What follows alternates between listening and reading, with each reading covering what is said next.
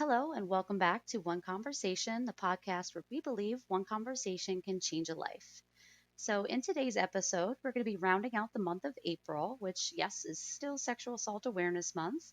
So, we are going to be discussing rape culture. Before we start to talk about what makes up a rape culture, we will start by saying that we do absolutely live within one. And so that's why it's really important that we talk about this today. This might be a topic that some of you, hear the term rape culture and think, what does that even mean? So there's a lot of elements that go into rape culture. So we're really going to discuss what it means and really what we can do as a community to challenge it. Absolutely. I think this is such an important conversation to have. With that being said, just wanted to make you aware that some of this information may be triggering. If it is, please make sure that you take care of yourself and practice some self care.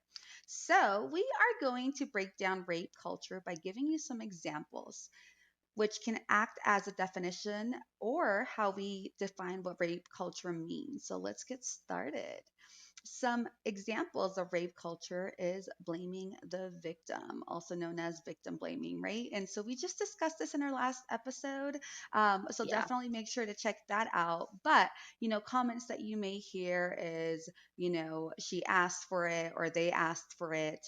Um, I feel like women, especially, are made to feel as though it is their responsibility to avoid being Hmm. sexually assaulted because of the scrutiny of victim blaming. So I feel like when it comes to victim blaming, it really makes an impact on how survivors or victims of sexual assault feel, right? And so it's so important that we kind of step away from that. And again, kind of shift that blame to the person that has, committed that crime.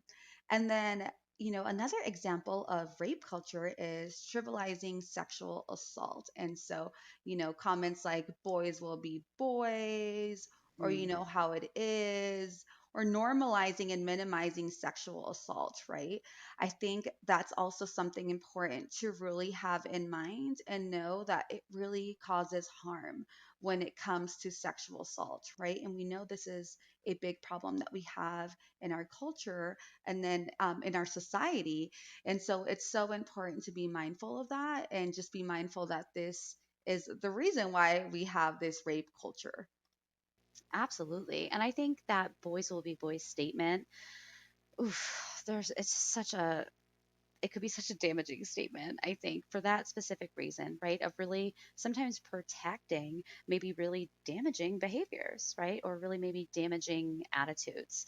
And so, yeah, just saying that, sexual assault is just something men do and boys will be boys is not only so insulting towards men, right? Because we know there's so many good men that would never do something like that. But it's also creating a space where, yeah, back to this is again what we're defining as rape culture, right? But if we have that idea, it's kind of saying that our culture is very kind of okay with, right? Or we'll really easily brush off this behavior for the sake of, it's just something boys do, right? Which, yeah, all of that is damaging not only for the survivors, but again, that's a really insulting connotation to put on all men.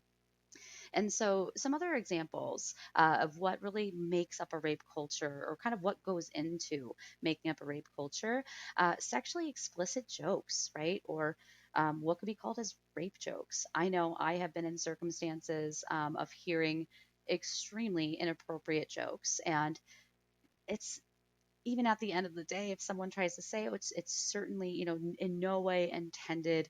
We have to not challenge us in a way where we're like aggressive with someone, absolutely not, but absolutely step up to the plate and ask them to maybe reframe the way they joke, even if it's around you, reframe the way that they joke because it's damaging to other people, right? And so it's really important because, again, if we have victims and survivors or just other people that are really used to hearing really inappropriate jokes, really explicit jokes that could be damaging, it just gives this image and this impression that we kind of don't care, right? Or maybe that, this is something that's just okay and we don't see it as being bad, even though it could be hurting others, which I think we're not always trying to have that intention, right? So it's super important to keep that in mind. Hmm. Also just a general tolerance of sexual harassment, right? Maybe some attitudes or beliefs, or, well, that's pretty normal, or, you know what, when guys do that, that happened to me all the time, so that's not a big deal, right? Hmm. um, we all may have different interpretations or feelings about things that happen to us, but it's really important. If someone says, they've been harassed, it's in no way our place to ever minimize that, right? And so maybe having that kind of a tolerance or minimizing that, again, is only going to show the rest of society and culture that that's how we treat that issue. And that's really not the way we want to go about treating that. And then another example would be inflating false rape report statistics. So this is actually a really interesting one. This is a personal little side story here, but it wasn't very long ago. I think it was last year. There was legislation, specifically I know in Alabama, that was going on about anti-abortion laws.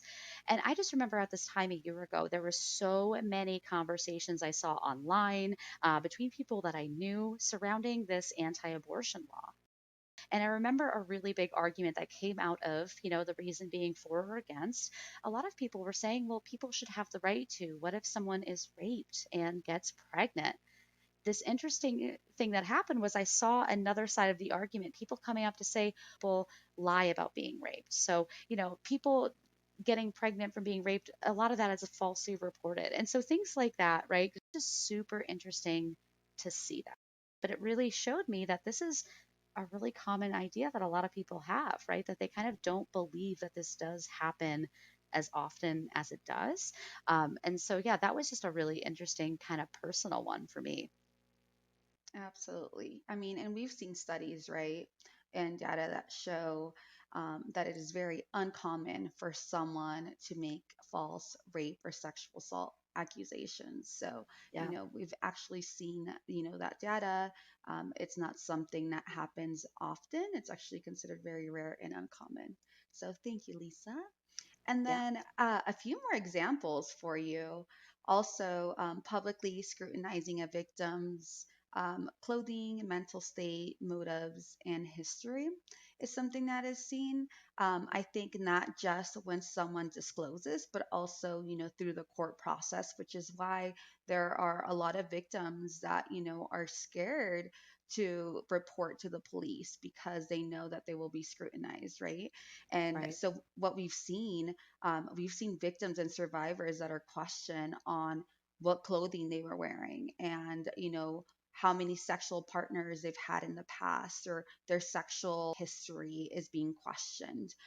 Like if that caused the sexual assault, right? Because we know that it's not any piece of clothing. It's not, their behavior or if they were dressed a certain way or their sexual history that caused this, right? We know that someone specifically caused this, the abuser, right? But definitely, this is something that we do see very often, the scrutiny, and it's just not okay. Also, another example is unnecessary gendered violence in movies and TV. And I just want to say, even in music, right, and lyrics, like if you Hmm. listen closely to some lyrics, you'll see, unnecessary violence against, women in there, or it's just being normalized or minimized, right? Or the way that they are speaking of women, right? The name calling, the slut shaming, a lot of that Hmm. happens. And so this is something that we have youth. Not only growing up to and seeing in movies and TV and in their favorite shows, but also adults, right? And so this does make an impact in the way that we view the world and obviously sexual assault. And again, it just really helps normalize sexual assault, which really helps that rape culture, right? It just really helps rape culture become a norm in our society. And then also, another example is defining manhood as dominant and sexually aggressive.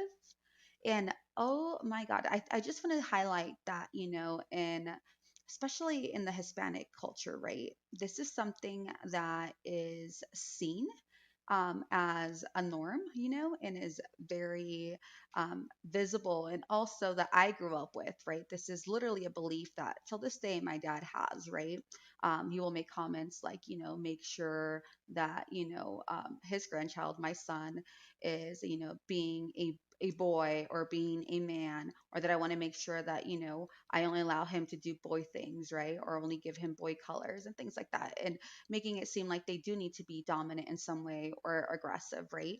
And that's Right. just not okay, right? Because we're kind of having them fall into this rape culture, right? We're kind of defining that, being a boy or being a man means that you need to be dominant and that you need to be sexually aggressive. And that's not the case. That's not what being a man is, right? And again, there's no specific, stereotype or just box that they have to fall into, right? Everyone is allowed and should be empowered to be their own, to be who they are. But I think it's so important to know that, just being a real man or real woman, does not mean that you need to fall into any specific category that has been created by society, especially for men to feel like they need to be dominant and sexually aggressive to really be a man.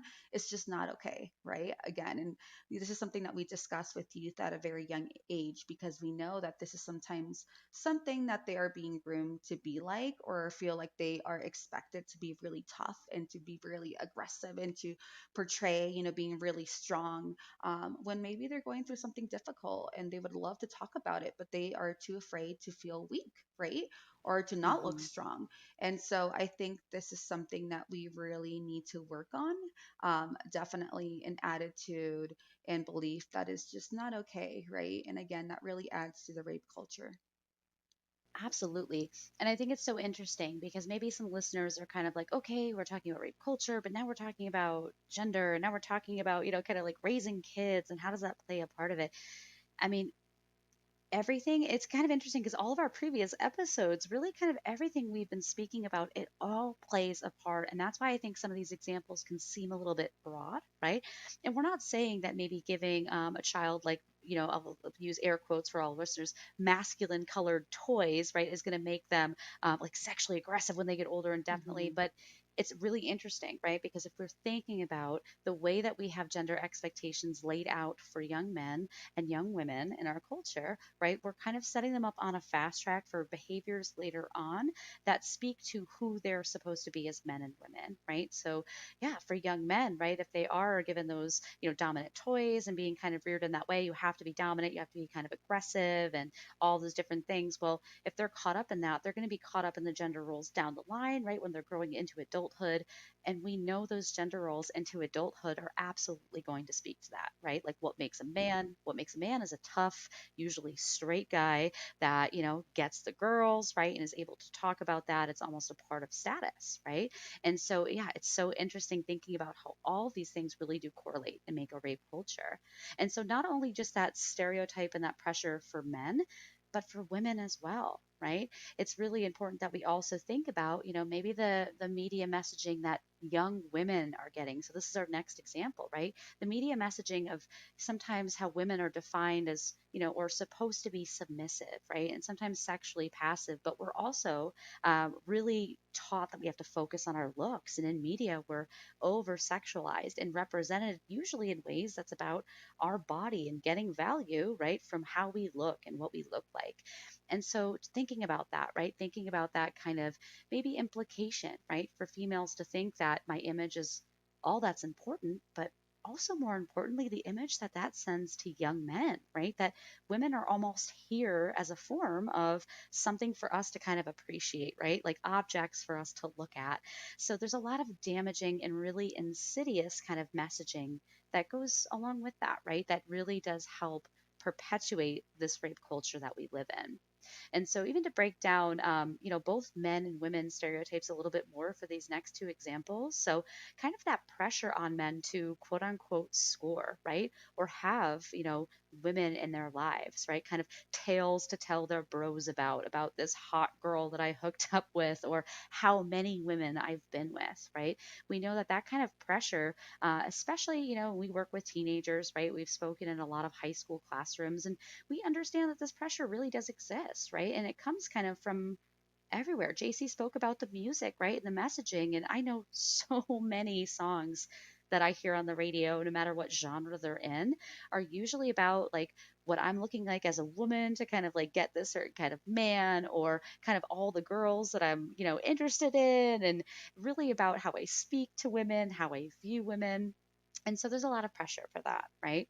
And for women, there's also a pressure to maybe not appear frigid, right? Or cold, to maybe show a little bit more skin. Even though I'll say we're always dancing this fine line, right? If we show too much, we're kind of like that statement JC made before, we're slut shamed, right? If we show too much but too little, maybe we can get kind of looked at for that, right? Or judged for that. And so, yeah, all these different pressures, it's really interesting because it comes back to kind of sexuality, but it comes back to women being passive and men being dominant and women being objects. And so that's the really big correlation that we're pulling out here, tapping into those gender expectations.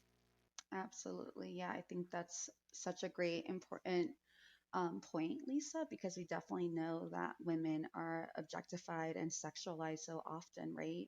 And I just feel like obviously that's not the cause of sexual assault, but it does play a role.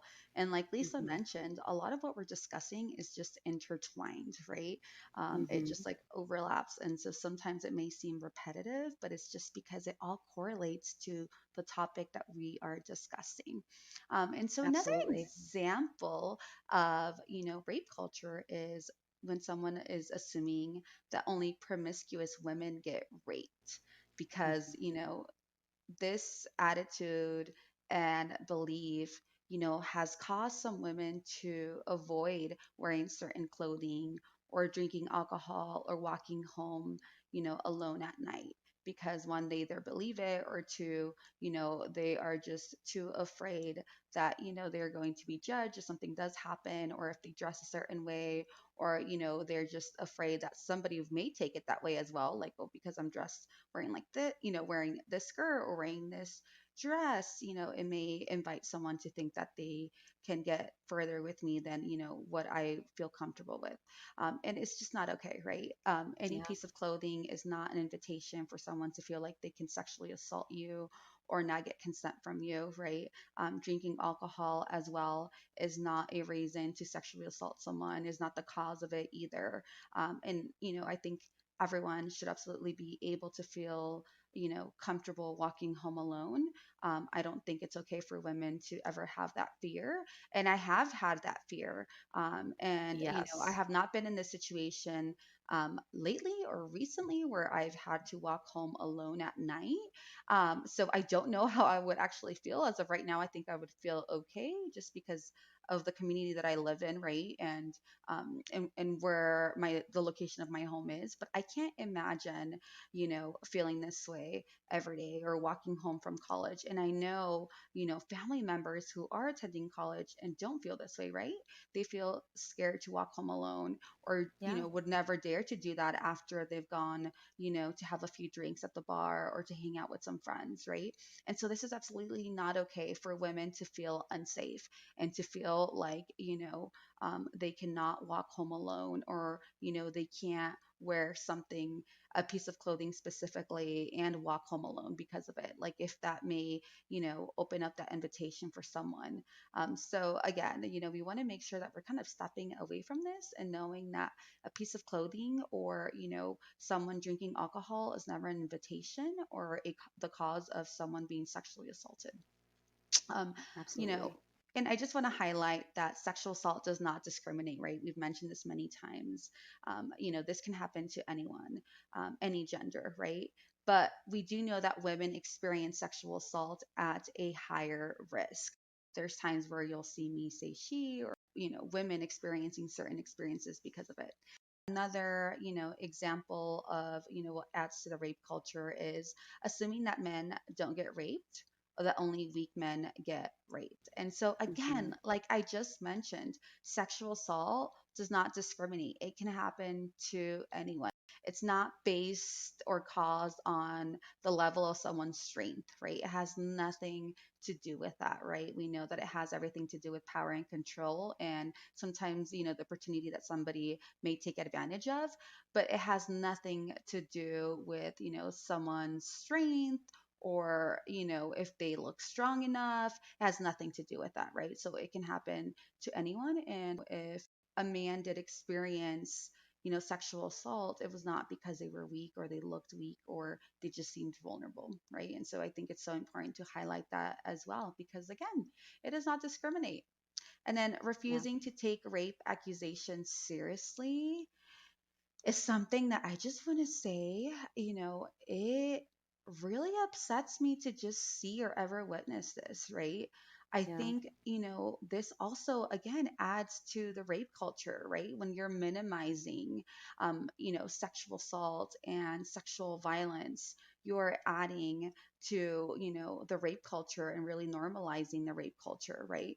And so I just want to say that, anyone who has experienced sexual assault, it is so important for them to feel like whoever they're disclosing or just whoever is even hearing, their disclosure of what has happened to them and their experience, that we all take this seriously, right? Because this is such an invasion on a whole different level, right? Not only that, but it's something that can be very traumatic.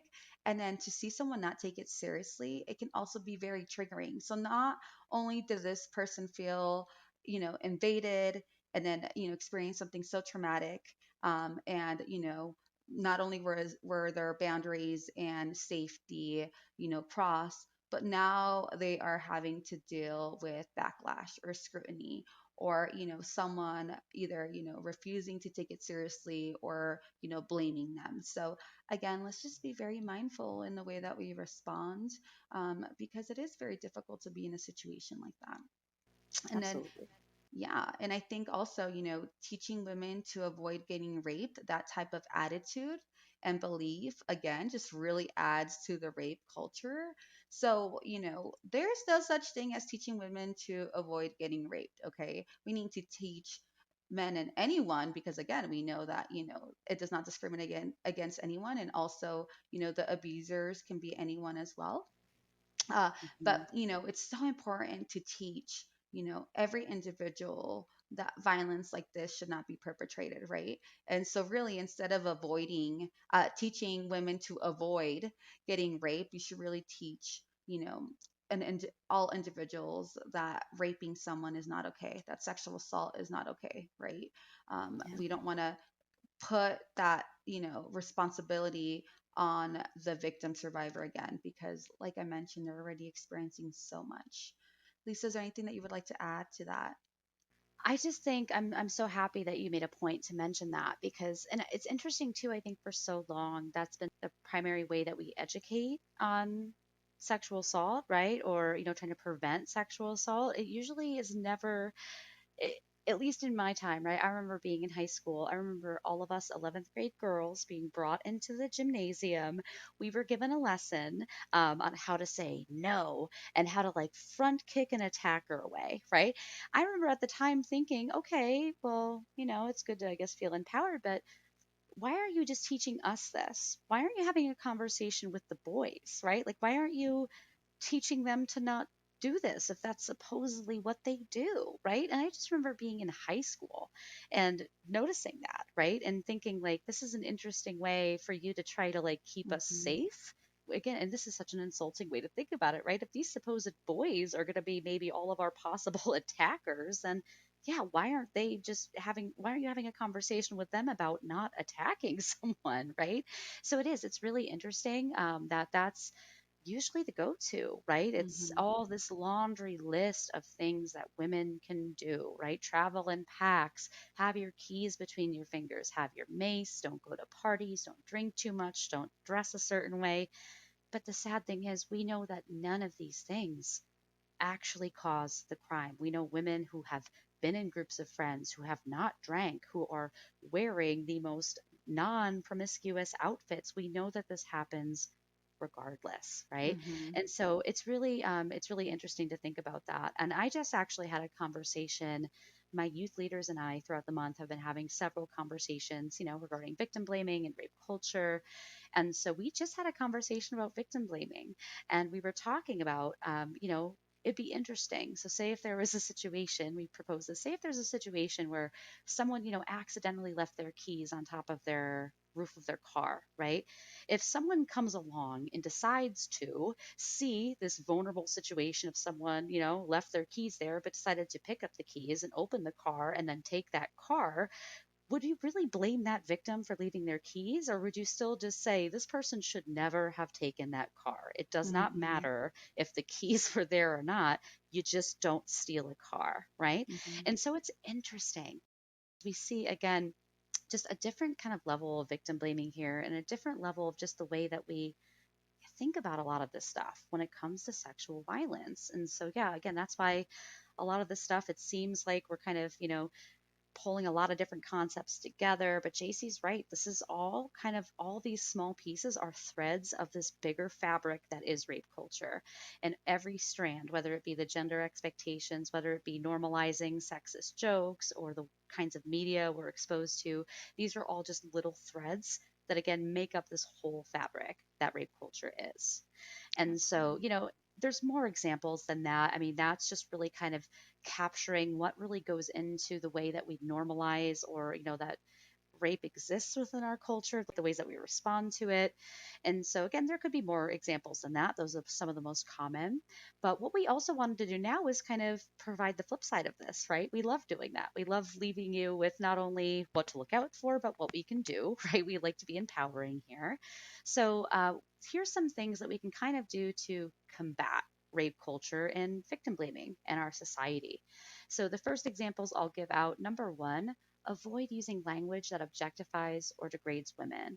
And I think this is especially important too, because again, we know there's so many good men out there that are probably so frustrated all the time, hearing, the accusations or the ways that our culture, society, or people lump men together in this category, right? We know there's so many good men out there that don't support ideals like this, that would never do things like this or say things like this. So even asking those men out there, yeah, if you're in conversations or maybe you hear other men or even other women, but especially other men making, objectifying comments or, saying really inappropriate jokes, right? Let's say they're also, yeah, saying rape jokes, right? Or trivializing assaults and things like that. And just speaking really disrespectful towards women, having the opportunity to step up, right? And not call them out. I like to say, call them into a conversation, right? About Mm-hmm. why that is damaging, And so, really, again, stepping up to the plate if we hear language or jokes like that.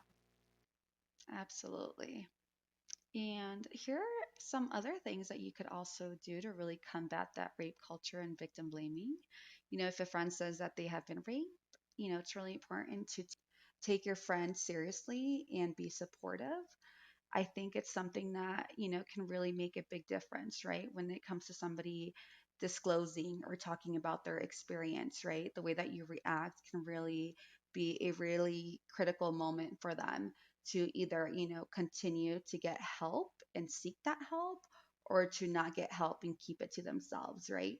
And so I think it's super important that, you respond in such a supportive way, in a way that it makes them feel like they were not at fault and they deserve to feel respected. Also, think critically about the media's messages about women, men, relationships, and violence. I always say, think about what you're Hmm. supporting, right? Even what you're Yeah. posting on social media, the people that you may consider, your idols or the famous people that you follow, right? Or, the people that you choose as role models. It's so important to think about what is behind that, right? Some of the beliefs that they have, some of the things that they normalize, right? And so I just think it's super critical to just think about those things that you support, right? Whether, they are supporting rape culture or if they support victims and survivors, right? So it's just something to be mindful of. Also, be respectful of others' physical space, even in casual situations, right? And I always say this, respect people's boundaries at all times, right? Whether it's Yes. that physical space or just any boundary that they have. But it's super, super important to have that in mind. And how do you know what people's boundaries are or physical boundaries are, or their physical space? It's by having, a conversation, but just simply sometimes asking or having a conversation around boundaries, right? Around consent. And it does not have to be awkward. It does not have to be weird. And I always say this, we make it weird because it's something that is not commonly spoken on, Hmm. or of, which is why for us in prevention education, we try to do this at a very early age with children and youth, right? Because we want to make sure that this becomes a norm for them, right? We don't want rape culture to become a norm for them. We want, the conversations on consent and boundaries to become a norm for them. So Yes. again, it's really important to just be respectful of others' physical space as well as their boundaries. Absolutely. And so, some other big things we can do to challenge this going on within our culture is let survivors know it's not their fault. If you do have someone that discloses, or hey, we're all on social media. I think, with the Me Too movement and the wake of the Me Too movement, we see a lot more people coming forward online. So, yeah, if you're someone that chooses to participate in those discussions, and again, if it's maybe someone you do know in real life, just reiterating that, right? Nothing you did. Again, this person may choose to take the keys and get in the car, but that was their choice. And, it wasn't you leaving the keys accidentally that made them do that. That was driven by them and them alone, right? So, another big part of that is, yeah, just hold abusers accountable for their actions. If someone has committed an assault, right, not to go that route of boys will be boys, right? Which, really quick, I saw a really funny meme online the other day. It was so introspective and I loved it. Someone, and it was a man that made this comment. I think it was like a Twitter post, but he said, boys will be boys should only be used in situations like in fourth grade when you and your homies put Miracle Whip on the slide and called it the Miracle Whip and Slide. It should never be used to minimize harassment and rape. And I was like, Love wow, that. claps to Love you. that. Yes, right? And so, yeah, if we don't hold abusers accountable, or if we're quick to say, well, that's just what men do, which is such a bananas statement to me, because no, not all men do this, and that's not okay when they do, right? It's not excusable or something that they can't help. We know that, right? And then lastly, always communicate with sexual partners. Don't assume consent. And so, really going back to that conversation we had, right? And what JC just spoke about with boundaries, even in casual situations, it's so important to just respect other people's space, especially, if this is a situation, where it is maybe a straight couple or two straight individuals and male and female. It's so important to just respect those boundaries, that physical space, no matter what gender it is. We don't know what someone's been through. We don't know what they're comfortable with. And until we have that conversation, usually good to err on the side of caution, right? And just respect that space until we're comfortable to ask, right? And see, oh, okay, it is okay to give you that hug, or it is okay to put my hand on your shoulder, right? So I think, yeah, I love before you spoke about too, just normalizing that, because we really Hmm. don't. And so, yeah, I think if people move forward after listening to this today and decide, maybe I can set more boundaries, or maybe I'll just ask more questions about others' boundaries, then we are over the moon. We've done a good job here today. So Yeah. definitely, that is a big example. Absolutely. And I just want to quickly circle back to a point that Lisa just spoke about, letting survivors know that it is not their fault, right? I just want to say that, with my experience working directly with, victims and survivors of sexual assault and covering the crisis line, there, what I hear commonly, from some of those phone calls and working with them is that self blame, right? They will often blame themselves for the sexual assault, although we know they did nothing wrong, right? Right. And they may not, come forward clearly stating it's my fault, but they may make comments or statements, stating like I shouldn't have not done that, or if I did not go out that night, this wouldn't have happened, or I shouldn't have walked home alone, right? And so comments like that, where that they're clearly blaming themselves, need to be challenged. So, if you hear someone say a self blame comment, challenge it, right? Let them know that it is not their fault. That is not Hmm. the cause of what has happened, right? And really kind of shifting that blame continuously on the person that committed the crime, right? And sexually assaulted them, because it is so important for them to start believing that, right? And to really step away from blaming themselves and realize that the blame needs to fall on the other person, right? The person that invaded them, the person that assaulted them. And so Yeah, again, it's so important to continuously, challenge any type of self-blame comments, because we want to make sure that that person knows that they were not at fault. So thank you, Lisa, for highlighting that. absolutely. Here are a few more examples for you. It's so important for you to be able to define your own manhood or womanhood, right? And to not let stereotypes shape your actions. And so I always say this, just simply be you. Don't do things because you're feeling pressure to. Don't do Hmm. things because you feel like you have to fall within a specific category or expectations, right? Because of your gender or how people view you. Like, be you. Do what makes you happy and what makes you feel safe, right? And what makes you Hmm. feel like you. We want to make sure that you're comfortable in your own skin. And I always say this, it really falls back on self love, right? Really loving yourself for who you are. So, with that Yeah. being said, do things because you want to, not because you feel like you have to, because of this expectation of, being a woman or being a man. Really remove those stereotypes, really remove those walls. And I know it's not as easy, right? Yeah. When you see, society really normalize this, right? And really kind of categorize us in a way where men have to be a specific way, or if they show emotion they're considered weak, right? And with women, we're supposed to be soft and we're supposed to be beautiful. And especially with everything that happens now and all the social media and just expectations that people have for women and how they have to look in their appearance, right? Sometimes it can be really easy to fall into that category of us feeling like we have to, Yes. you know um, we have to meet that expectation that we have to be beautiful, Hmm. and we have to, look thin or look in shape to also be considered beautiful. So again, really let go of those expectations and those stereotypes and simply be you. Those expectations are not going to make you who you are, right? They're going to make you into what society is expecting you to fall into. And so, again, just be you. And then be an active upstander. And I think this is something that's really important and critical.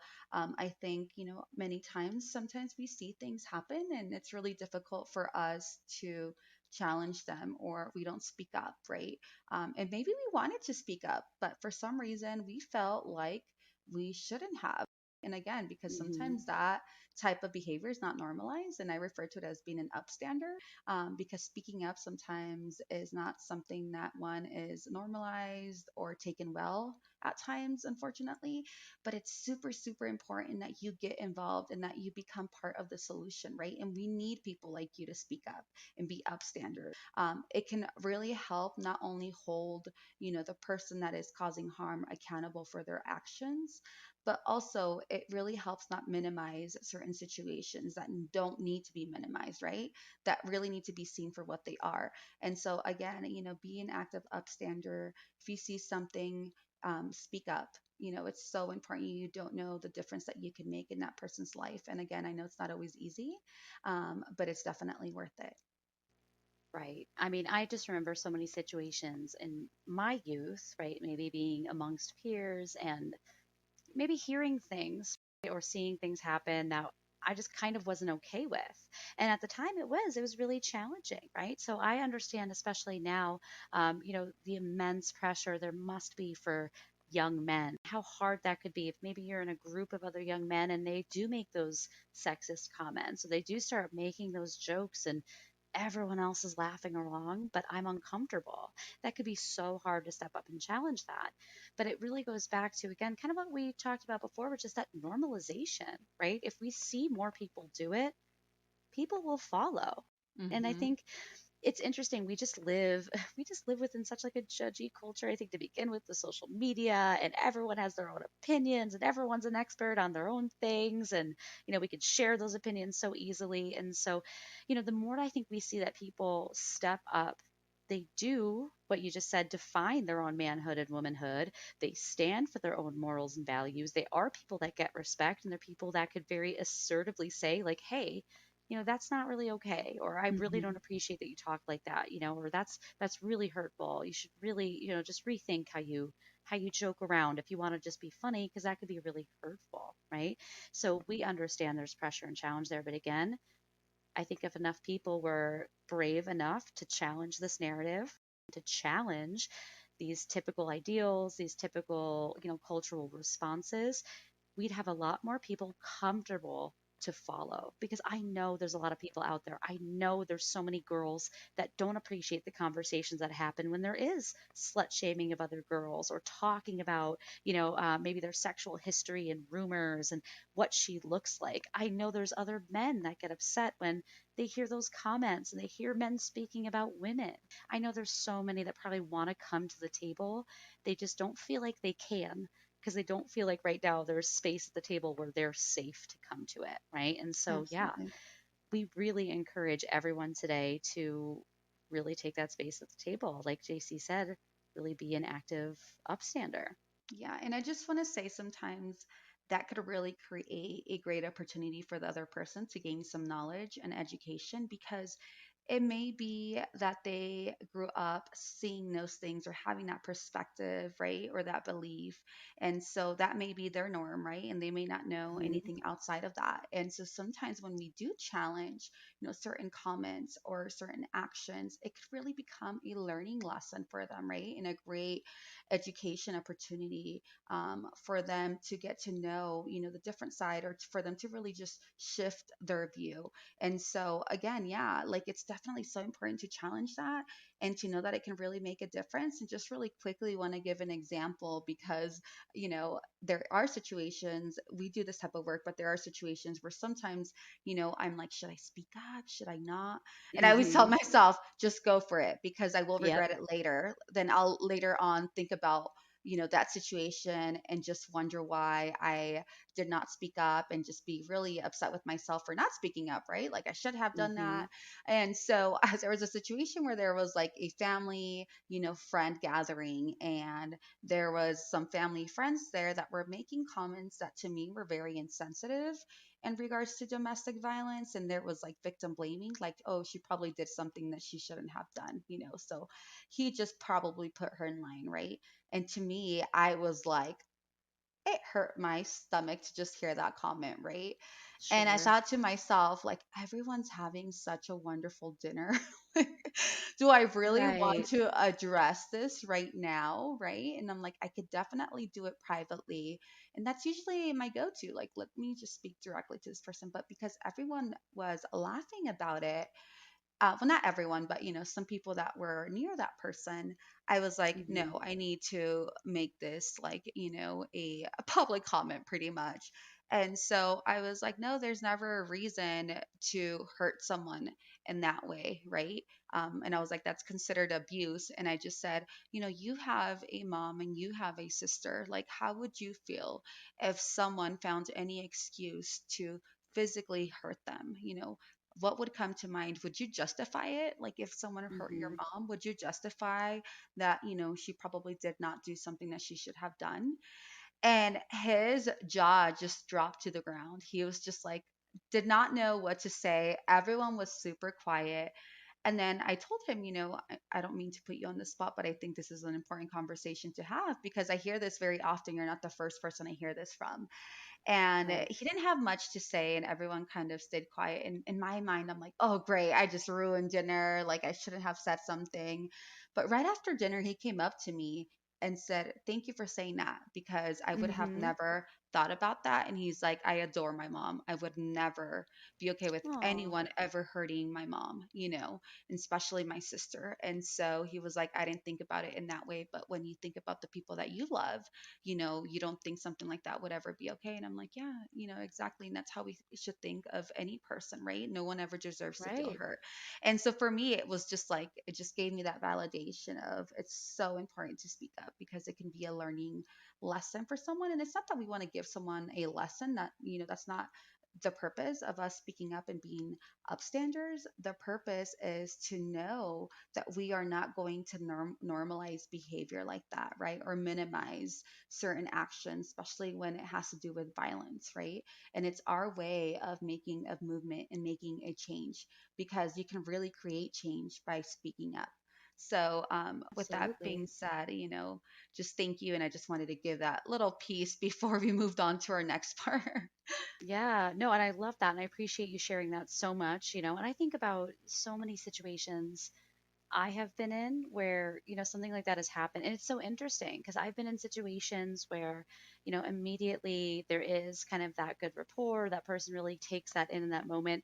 I've had moments when, again, I call someone into the conversation. I'm not calling you out. I just want to call you into a conversation about what I just heard and what you were just speaking about. I've had moments too where I've had people get really defensive, and almost like just kind of like get out of here type, right? Like just kind of too upset and they got challenged. And the ironic thing was, I've had that happen like twice. I'm remembering two, of course, no names, but I'm remembering two specific occasions that happened. Maybe sharing a boundary or a comment was made, and kind of just bringing up maybe why that wasn't the most appropriate comment, right? Met with that adversity, but then later on, after I think that person had time to kind of sit with that, later on apologized and said, thank you for doing that. Thank you for, just making it maybe easier for me, or making it so I'm not like offending people, because yeah, I mean, my humor's like this, but that's not really what I want to do, is offend people, right? And so yeah, I think it could be challenging, but is it worth it? Yeah, especially, if like you're uncomfortable, like you in that situation, everyone else having a great time at dinner, so should I? And it's like, well, yeah, you deserve to have a great time at dinner. You deserve to set a space where you feel safe there as well, right? And most people are good people. And I think most Hmm. people, we're in a culture that's really quick. Again, we're so quick to be judgy. We're so quick to just kind of say, like, drop the mic comments and, get a quick laugh and get those likes or whatever it is. And so I think when some people really just have the opportunity to kind of slow down and just hear what they actually said, sometimes it's like, oh, wow, I didn't even recognize that's what I was saying, but that's Hmm. absolutely what I was saying. Like, thank you. Right. And so I think that's a really good way to kind of think about those conversations as well. Right. Like, we're not calling people out. It's not making you feel bad. It's not saying you're wrong or we judge you. It's just saying we're recognizing that this has made me uncomfortable. I can imagine there's plenty of other situations that may Hmm. make other people uncomfortable. And we would like to just have a moment to be real with you now, maybe save you from future discomfort, right? Or altercations, or just really going too far when maybe you didn't intend to, right? And so I think that's a great way for everyone that's listening out there to really think about, having those upstander conversations. It's not calling out, you're calling them in, right? And think about it and just frame it like that. I love that. Yeah, and I've shared that with a lot of high schoolers too, because especially talking about those situations, right? If you are with a group of your friends and they're saying a joke that's just like not cool, right? Like you, again, they may meet you with that adversity, they may, challenge you, but just stand strong in your morals, and you're not coming from a place of tearing them down. You're, again, just trying to call them in, right? That's what it's about. And so, to kind of wrap up here, again, we could have just kept going with rape culture. It is such a broad topic, right? It, again, all of these little pieces really make up this whole kind of working element, right? That is rape culture. And so, we really, yeah, encourage you to kind of go off and do your own work. But one last little piece we're going to introduce today. This is actually an awareness day that we recognize throughout the month of April, and sexual assault awareness definitely speaks directly to rape culture. So we just wanted to kind of chat about it. So it's called Denim Day. This actually just happened. We're recording this on April 30th, right at the end of the month. Denim Day was just this year, it was just on this past Wednesday, the 28th. So this happens every year. If you missed it this year, don't worry, it's coming back around. It's annual. But Denim Day actually came out of a sexual assault case in Italy.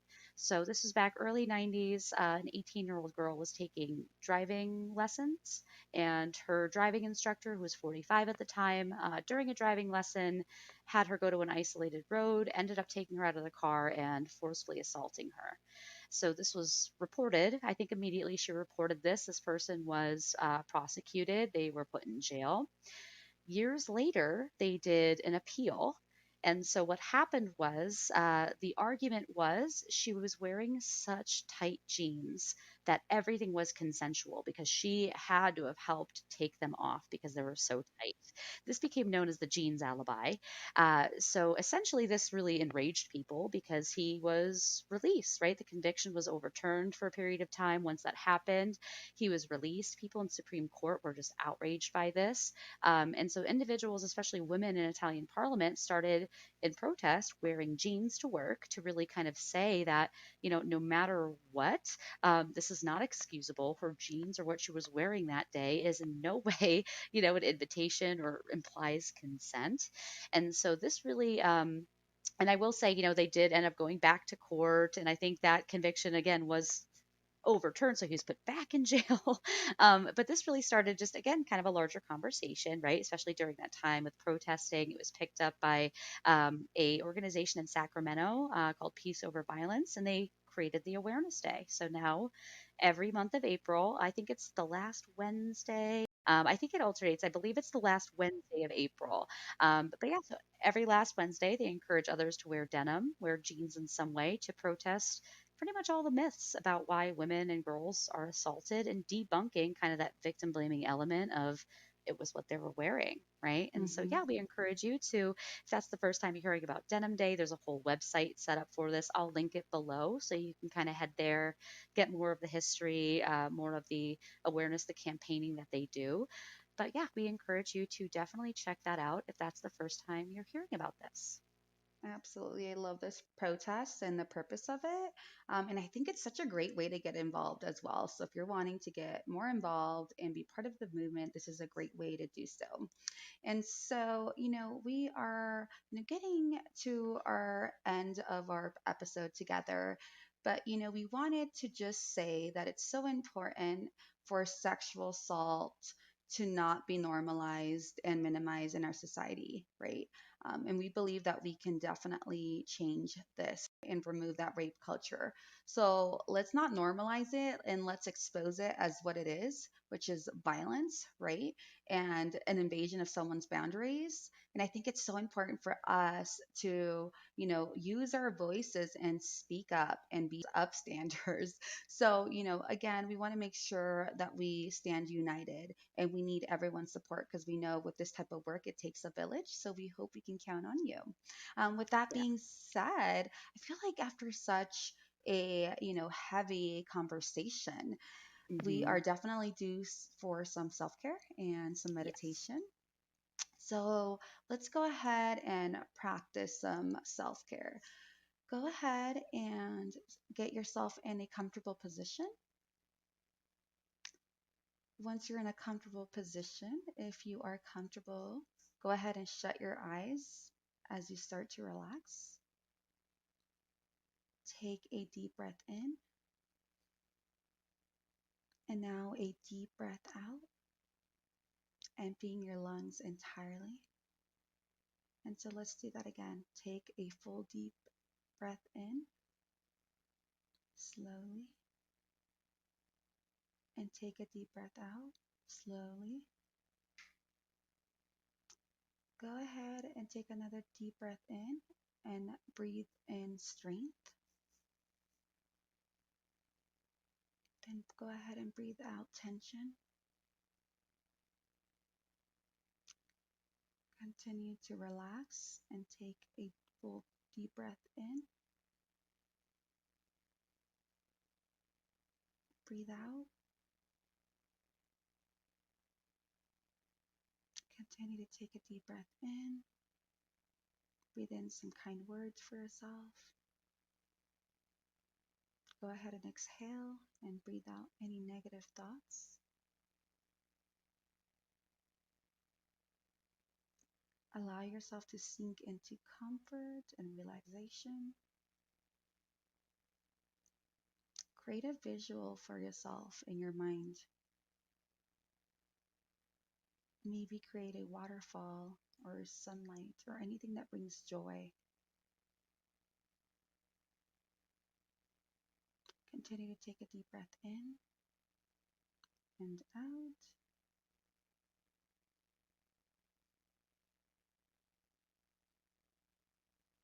Take a deep breath in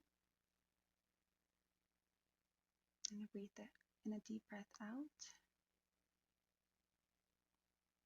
Breathe in slowly and peacefully. And go ahead and exhale slowly.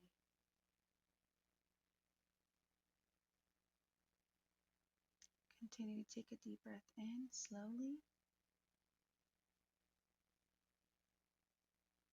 Go ahead and take a deep breath out. Let go of any tension that your body feels.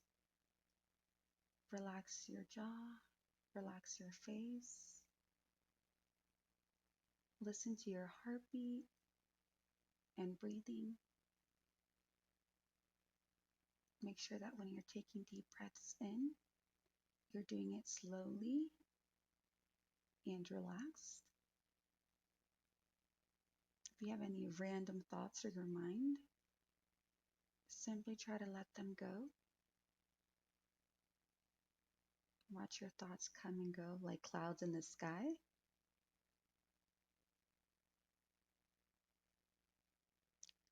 Repeat this silently. I am relaxed and I am at peace. Continue to have deep breaths in slowly and breathe out.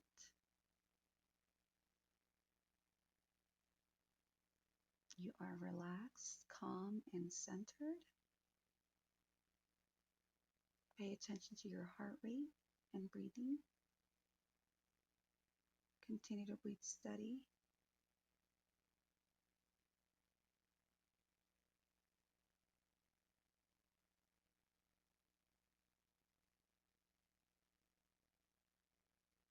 Go ahead and take a last deep breath in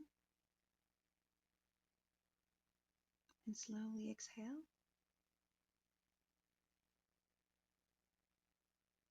Slowly come back. Roll your shoulders. Move your fingers. Open your eyes. And feel free to join us again. I was like a second away from a nap on that one. I'm not gonna lie. Really was. I hope you all had a moment of relaxation and peace. And, just a reminder that it's so important that you take care of yourself, not just after a heavy conversation, but just daily to make sure that you're practicing some of that self care and that self love.